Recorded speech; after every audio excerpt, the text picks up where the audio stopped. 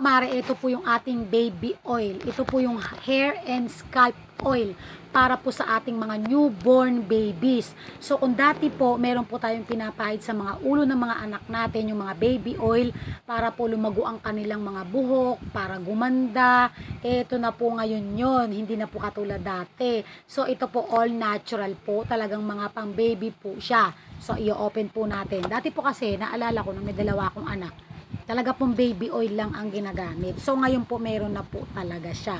So, ito po yung lalagyan niya, ganyan. So, ito po, mabango po siya. So, papaamoy ko po, aamuyin ko pala.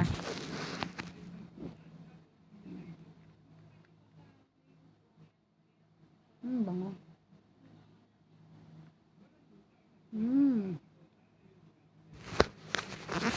Alam niyo po, baka amoy niya yung parang mansanilla. Natalam niyo po ba yung mansanilla?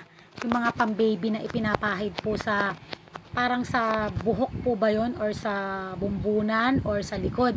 Ganun po ang amoy niya. So, ito po all natural. So, talagang ang bibili niyo po dapat ay yung mga pang-baby. So, ito po talagang, ito na po. Ganito na po siya, mga pang-baby, pang hair and scalp sa hair and scalp oil. Nabubulol pa ako, mga mare. So, ito kasi hindi ko talaga ma-relate kasi talaga nung maliliit yung mga anak ko, baby oil lang naman kasi talaga ang gamit ko. Pero ngayon may mga ganito na pala. Kasi mga social na pala ang mga baby ngayon. Kasi talagang dati walang mga ganito, talagang mag-aano ka talaga na magbibili ka ng baby oil, bibili ka ng mansanilla, yung mga nalagay sa likod. Pero meron na palang ganito.